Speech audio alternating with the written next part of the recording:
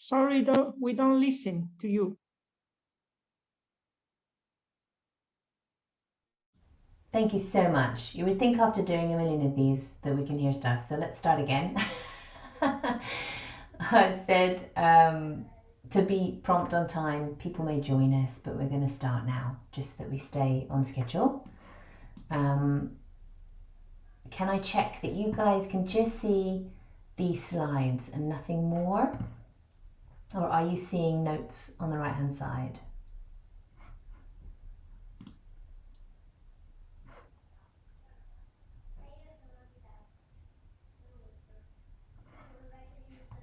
Okay, the times, I think you should be entering. Okay, I have just seen what I need to do. Eccoci. That's what I wanted to see. Okay. So we are here today talking about creativity and identity and resistance, and what kind of resistance we experience when we are trying to make sure that we are living our fullest and to all our potential.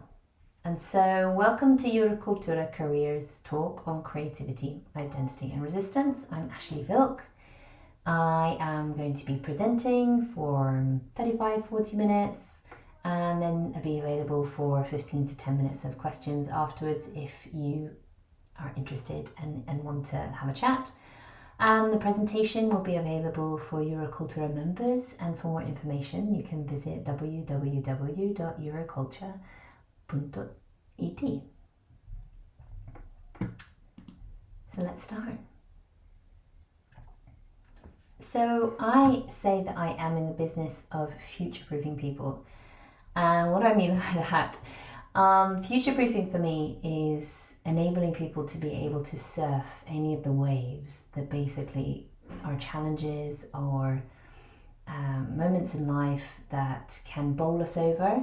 But when you're future-proof, you're able to survive. No, not even survive. You're able to thrive. So instead of feeling like the waves are crashing over you and you're constantly using all your energy to keep your head above the water or the waves, to breathe, I help people understand that you can have a surfboard that's based on your self-worth and your identity, and that becomes a solid foundation on which you can balance, and you get to ride these waves out.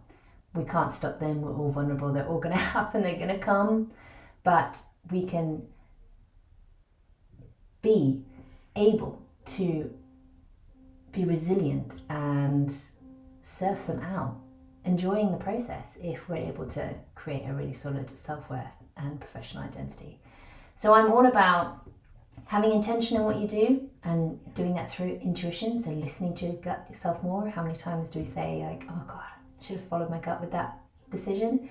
And I'm all about zero waste. So zero waste of your energy, zero waste of your talent, zero waste of you doing things for other people while their dreams come true and yours have to sit on the back burner. And what I try to take people to, my aim is to get you to sustainable personal fulfillment. And that's relevant today because if creativity is something that gives you back energy, it's something that you really are going to need to be able to feel like you're going to be fulfilled. And fulfillment is essentially joy. Fulfillment is being able to express yourself in the world and receive joy from doing that.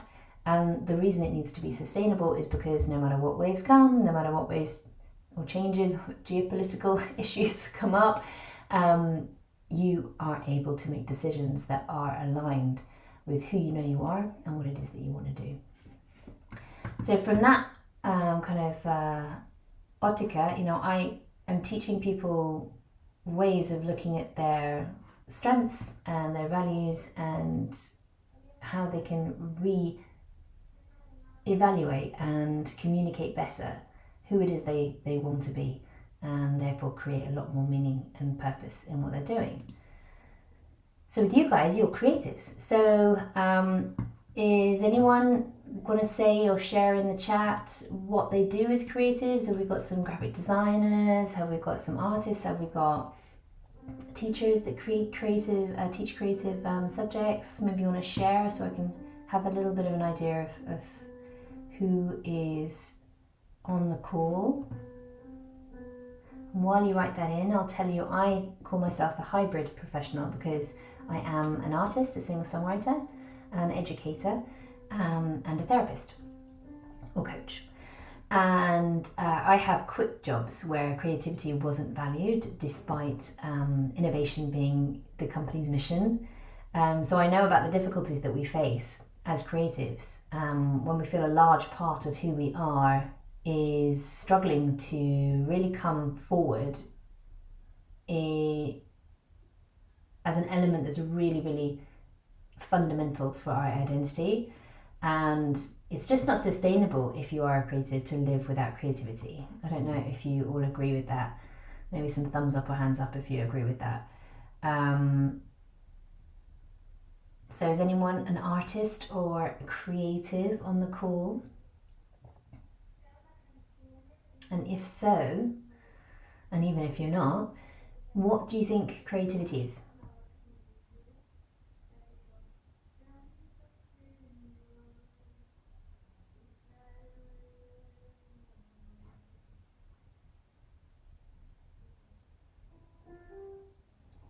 Okay, so I will share what I think creativity is. Creativity is all about connections. Picasso said the purpose of art is washing the dust off the daily life of our souls, and I love that quote. And creativity is just connecting your inner world with the world around you. When people are asked sometimes, this is a quote from Stephen Jobs, why they did something, why they created something, how they did it, they often don't know. They made connections between information that have seemed obvious to them, and that they're surprised almost that to everybody else it seems that they've synthesized new things and put new things together.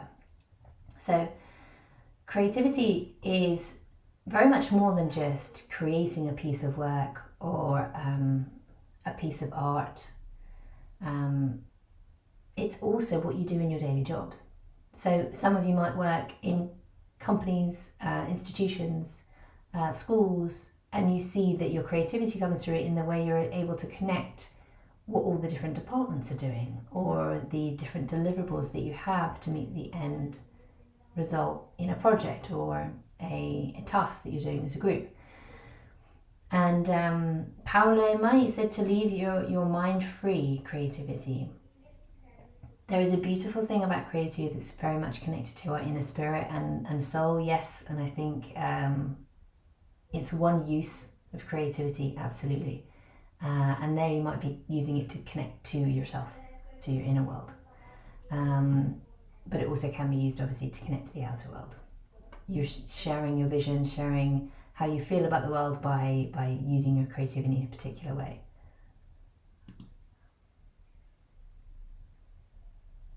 So businesses, if we're talking about people who are in businesses, and I'll make this presumption given that I'm not sure what each of you, which sectors you're working in, they need creatives.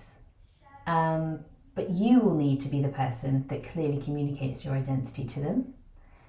And although the job market is changing values more and more to really think or to really value the hybrid professional and recognizing the link between creativity and innovation, you won't be able to leverage that unless you're able to communicate how your creativity plays out in who you are and how that makes you unique in the value that you can offer your company, the people you work with, any end clients. And sustainable creativity is all about energy and satisfaction. So dissatisfaction will result in your life when it's not going anywhere. Whenever we're dissatisfied, we focus on what we're lacking and what is happening in our lives that we don't want. And this actually works against us because it attracts more of the things we don't want, because our focus is on the lack instead of open-mindedness to creative opportunities. So creativity sometimes is about stepping into an energy that is very vulnerable, and you have to be able to make mistakes. I think it was a quote, oh there it is, it's written on there, the great, as in my mind, Scott Adams said, creativity is allowing yourself to make mistakes, and art is knowing which ones to keep. So there, creativity is described as something that's very much an evolution of our existence, part of us learning from the things that we're doing, and then realizing that the beautiful moments will be the ones that we catch and keep, but we're totally learning from all the other moments as well. So for me, sustainable creativity is about intuition. It's having an uninterrupted discourse with your inner self, which I think is what Paula Emma was speaking about when she said to leave your mind free. So you're essentially taking away the intrusive, maybe daily tasks or thoughts or worries or concerns, and you're having this discourse with yourself, this connection with yourself. And I like to think about it as listening to your invisible muses. To do such a thing, you really need to be able to get in tune with your intuition and really have a very strong relationship with yourself, because I find that the intuition really whispers, and it can easily be drowned out by very loud resistance.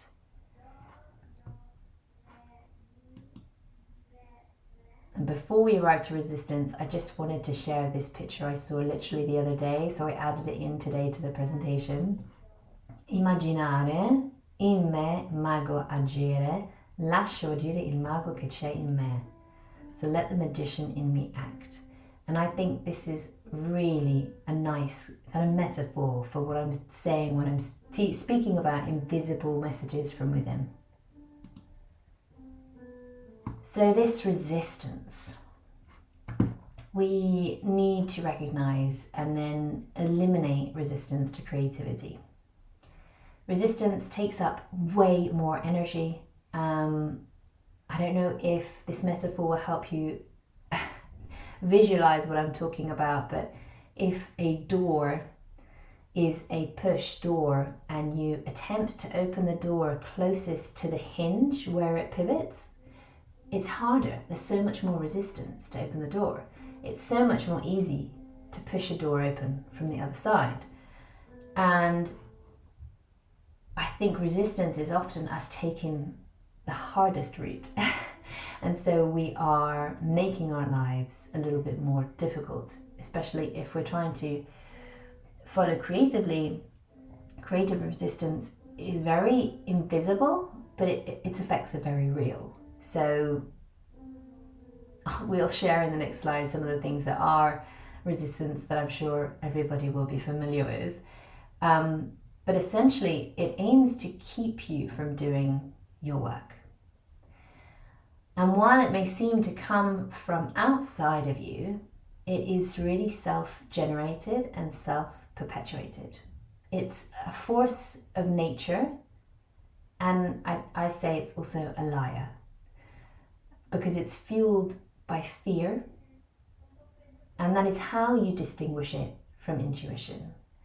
Intuition is innately creative, and resistance is connected to fear, and fear is something that holds you back. There's an expansion in creativity, and then there's a closure in fear, and that's what happens when our fear stops us from being creative or expressing our creativity. Funny enough, this is also very similar to the law of attraction, which I enjoy using as a metaphor as well. So we will attract what we are open to, and what we desire, and what we resist becomes something that we attract because it's what we are focusing on all the time, you know, the barriers to, the difficulty to. So we need to really be as I said in the beginning, like recognizing them and then eliminating them. So intuition has the creative intentions, and resistance triggers fear to block creativity. They find in research with the adaptability paradox that when we face a fearful situation, we actually tend to fall back on old, tried and tested solutions due to fear. So fear literally kills creativity and innovation. In the moments when we could do something different, make a change, we tend to be so frightened that we just do the same old, same old.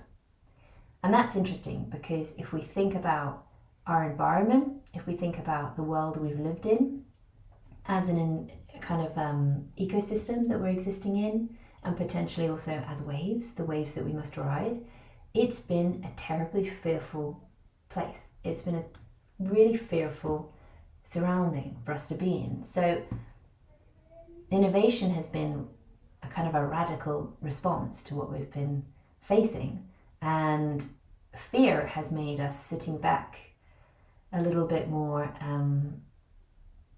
contemplative and fearful of what it is that the future holds.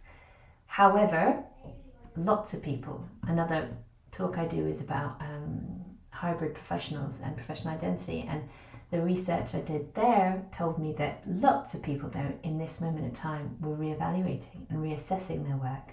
So they were having that moment of forging through and being innovative and having a lot of courage to make changes and to be creative about how they were imagining their futures could be. So maybe a really pertinent question, maybe a great question to ask ourselves is, what is it about my creativity that I'm afraid of? And if I did something about it, what's the worst thing that could happen? So if you're up for it, if you'd like to put in the chat something that you think is a fear connected to your creativity, something about your creativity that you know you're afraid of, or to share like what is the worst thing that could happen if you were to do something about wanting to live more creatively and reducing this resistance. I'm aware with the hour, some people might have put this on, recording it and then walked away, but if you do or can and you're near the computer, do share something. It would be really great to have your thoughts. Somewhere that I'm glad you think it's a good question. That already means that there's a shift. If it's difficult to answer, that's absolutely fine, but write it down. After the call, consider it, think about it. I always say, one of the courses I do is from self-doubt to sustainable personal fulfillment, and I always say dial up your doubts. So dial up the fears, because there is probably your next amazing triumph, your next amazing move, your next amazing evolution. So maybe do the exercise afterwards for sure. Okay, so that's putting your neck on the line. Samuela shared maybe to upset someone if the sensitivity is different. Absolutely. Is my voice vulnerable? Am I going to be attacked if I share what I feel is true and maybe someone disagrees with me? Absolutely. Very, very interesting. So maybe you also will be familiar with some of these resistances. Self-doubt is a massive one, connected very intimately to fear. Criticism, and by which I mean a critical voice. Fear of doing things we've spoken about can be so many different facets to fear. It would be fear of, I should write that actually in the presentation because it is fear of something.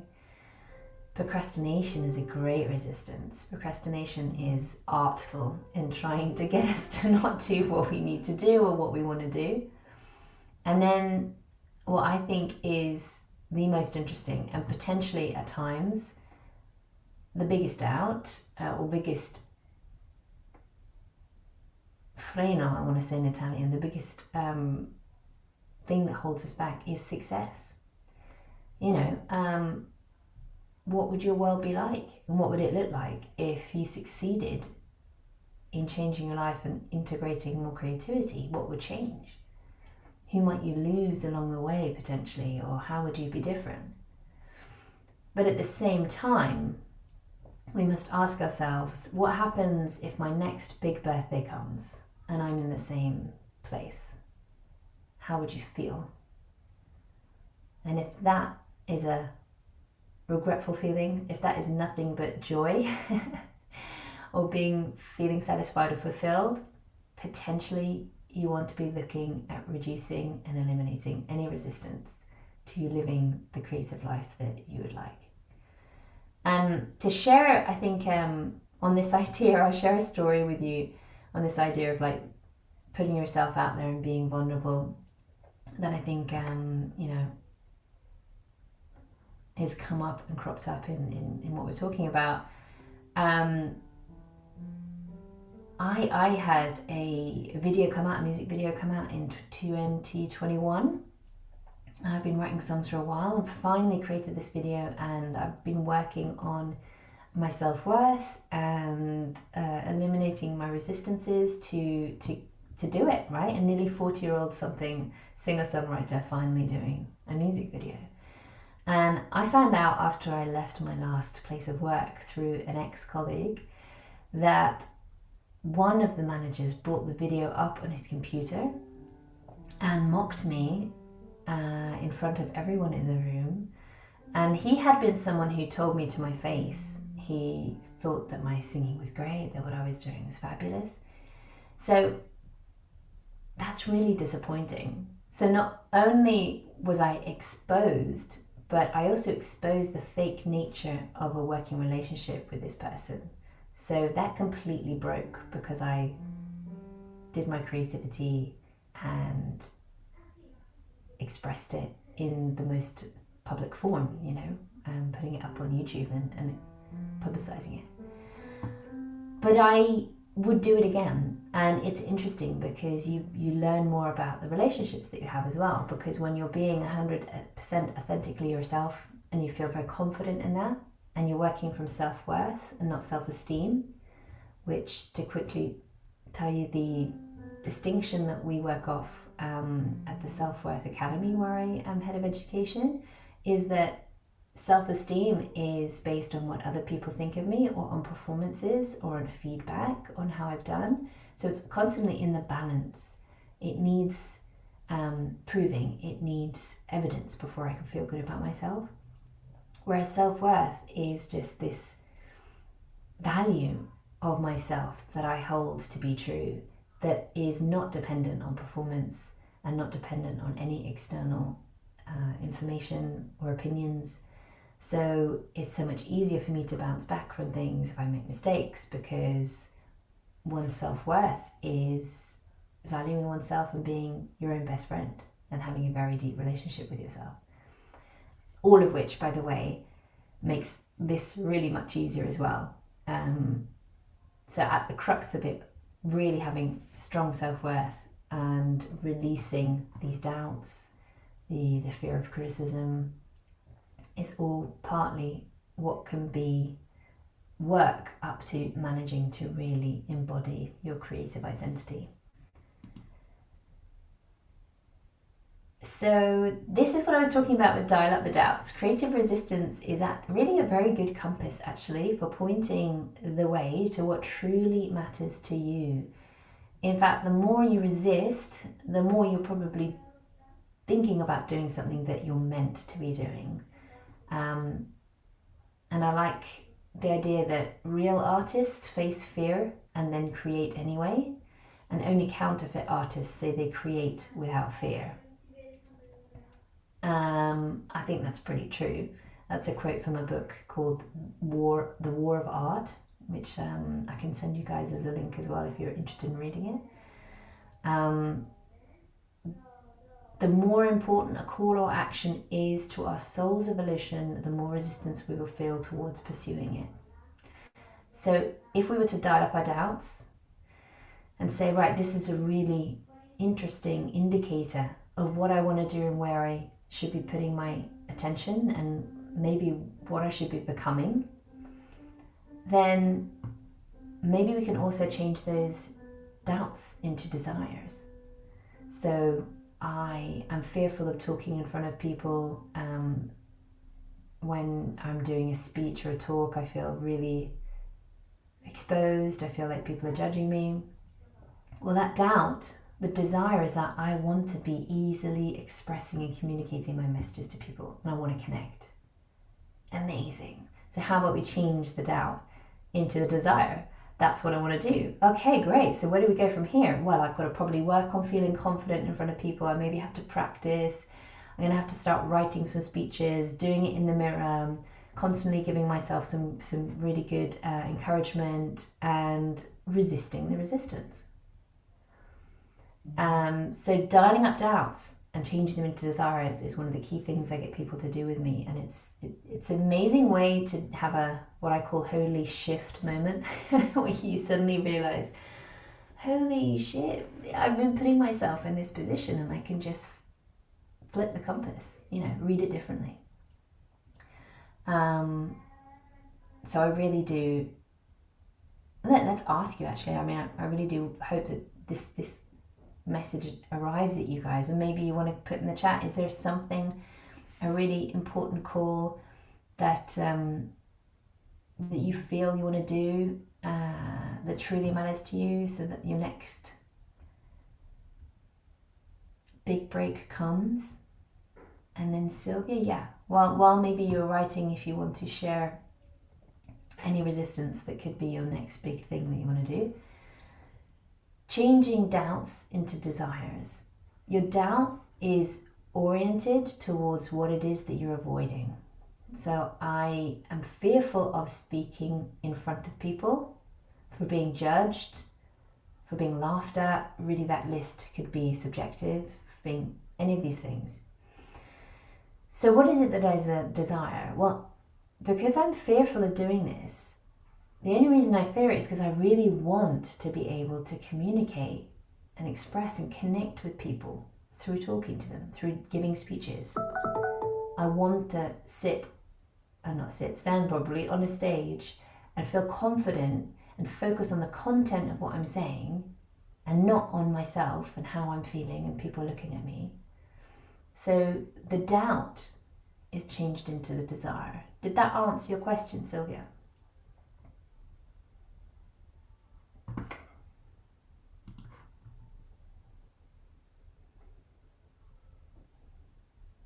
I think, yes, perfect, okay. I think next time I have to warn you guys that I'm a kind of an interactive speaker. I like it when I hear back from you. It makes me feel like I'm not speaking just to a screen.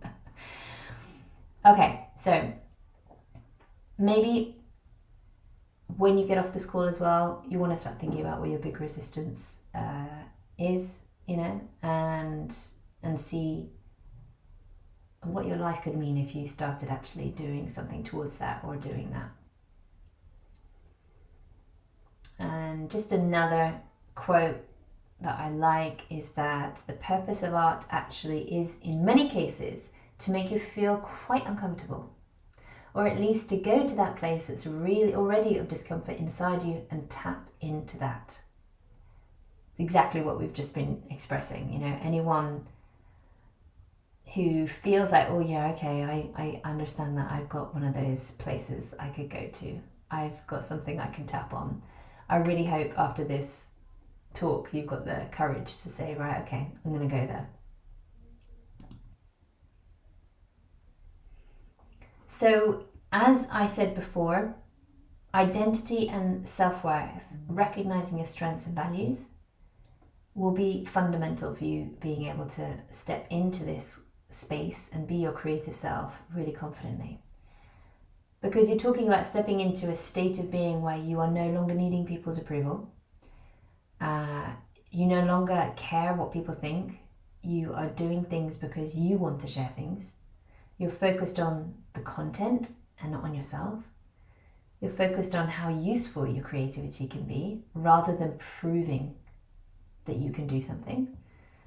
And what would our worlds look like if we really could clearly communicate who it is that we are, our identity, be that professional or encompassing both personal life and work life, and being able to tell everybody who we are and what makes us stand out and how we're unique and what's the value that we offer in that. So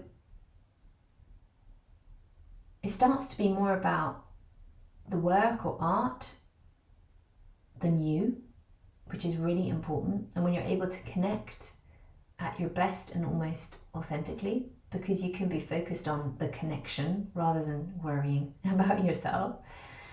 And we see the benefits of this in the Self-Worth Academy globally, in every single different culture.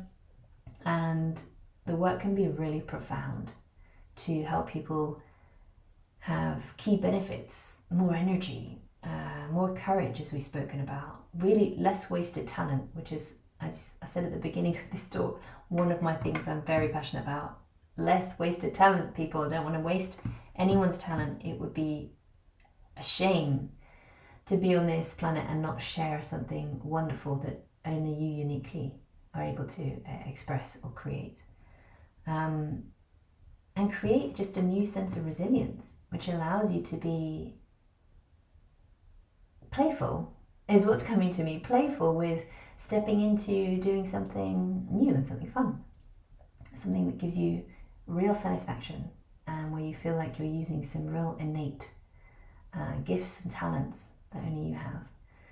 And then when you are clear on your self-worth and your identity, you can have sustainable personal fulfillment, because you will not say yes to jobs that don't play to your strengths, and you won't search all the job markets looking for jobs, trying to fit yourself in that hole and change your CV so it looks exactly like that. You'll go about it in a different way, and you'll say, I see that you've, I'm making this up as I go along, but I see that you've advertised this job, and you say that you want XYZ. I maybe don't fit that mold exactly, but I tell you what, I can deliver value in this way and that way, and focus on the issues that you think that job would face and how you can provide creative solutions to them. Probably too much of a mirato example, but I think you get the picture. So this is the idea of future-proofing. You're future-proof once you can continually make these decisions based on who it is that you are and what it is that you want to do.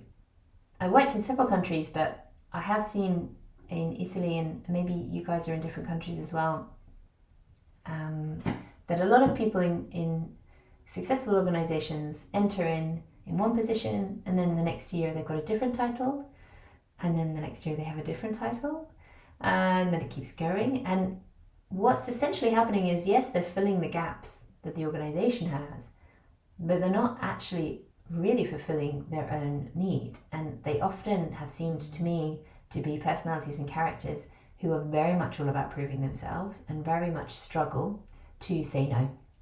They say yes to everything for the fear of being seen to be not useful, to be not working well or working hard. And that can create a really difficult situation for you well-being wise. And that's why we see a lot of people who are having struggles with their well-being and making decisions to change job in order to improve that. So that is my little presentation on creativity, identity and resistance. I hope there were some aha moments or holy shifts, so as I call them, that'll help you think about things differently. I would love feedback from you, actually. I'll put in the chat my email. Feel free to email me or have a talk about what I presented. And since you're here, you're most welcome as well to book in for a 30-minute free chat with me if you copy and paste this. Actually, I'll put it in the chat here, it's going to be easier. This Calendly link, then you can book in and we can have 30 minutes chat about where you are, what's going on, and it would be my pleasure to get to know you a little bit better. Sorry, I'm going to type it out because I'm sharing at the same time. Hopefully this works. That looks good.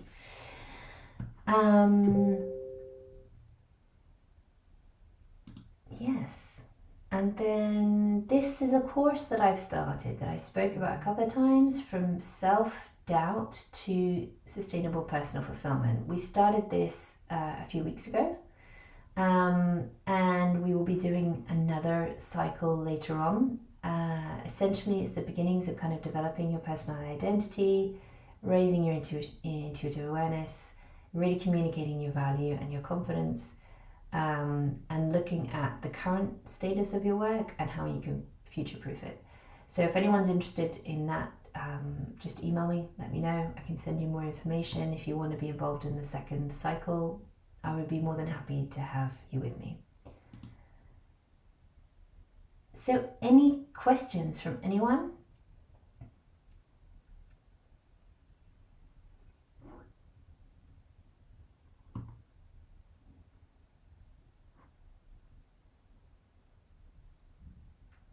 I hope, Samuel, you go away and think about the question of what matters most for you.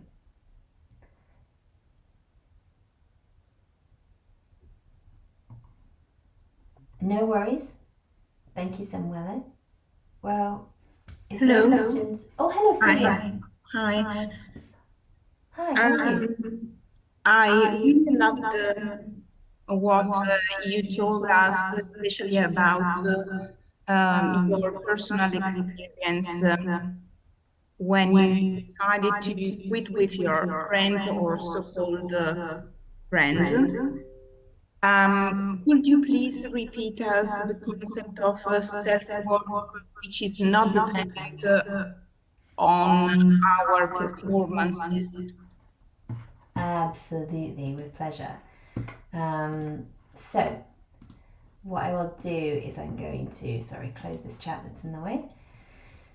So, self-worth is your innate sense of value as a person that you give yourself. And that doesn't change with any life circumstance change or any situation. It's a deep awareness of the self and a sense of who and what you are. And it's something that you enjoy as a feeling, as an embodiment. And I know we all can fall into this trap of judging ourselves harshly, and I certainly work a lot in my therapy work about the critical voice, helping people calm and move out of working underneath the tyrant of the critical voice. But in self-worth, you are your own best friend. So no matter what's happening around you, you can radically change the way you feel because you notice and are self-aware of a critical voice, and you give yourself different messages and you shift from different places. And where self-esteem, we basically believe that self-esteem is the reputation that we acquire with ourselves. So the word to esteem means that we hold something in high regard, yeah? So can you always hold yourself in high regard? Well, what happens if something goes wrong? What happens if your self-esteem gets shaken? Then how and what do you think about yourself?